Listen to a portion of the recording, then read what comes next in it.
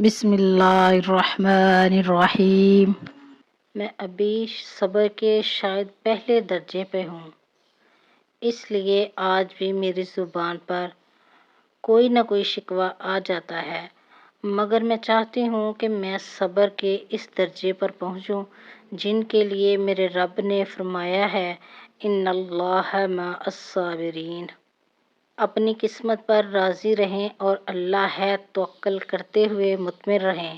جو آپ کی قسمت میں اللہ نے لکھ دیا ہے اسے آپ سے کوئی نہیں چھین سکتا، وہ ہزاروں سال بعد بھی آپ کا ہے، رہے گا، اور جو آپ کی قسمت میں نہیں اسے آپ چاہ کر بھی حاصل نہیں کر سکتے کیونکہ وہ کسی اور کے حصے میں ہے۔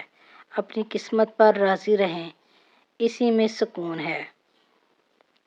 مایوسی کو کبھی راستہ نہ دیا کرو، اگر دے دیا تو تمہیں اپنا پھلوں سے لدا ہوا باغ بھی ویران اور اجاڑ نظر آئے گا۔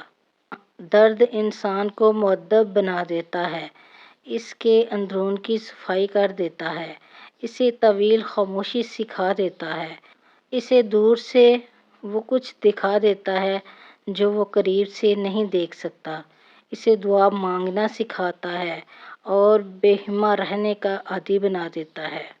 بندے کی سوچ یہ ہونی چاہیے کہ جس چیز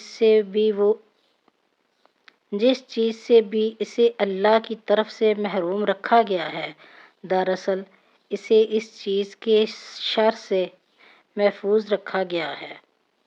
کہیں آپ کسی کے راستے سے ذرا سا کانٹا ہٹا رہے ہوتے ہیں اور کہیں آپ کے راستے کی خاردار جھاڑیوں کو اللہ کے حکم سے ختم کر دیا جاتا ہے۔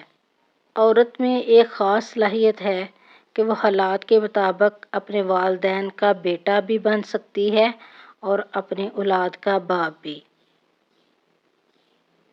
زندگی میں بعض جگہ ہار جانا جیت جانے سے بہتر ہوتا ہے۔ بحث ہار جائیں، دوست مت کھوئیں، ضد ہار جائیں، والدین کا دل مت دکھائیں، انا ہار جائیں، سچائی کا دامن نہ چھوڑیں، اور بھلے خود کو ہار جائیں مگر عزت نفس کو کبھی ہاتھ سے مت جانے دیں۔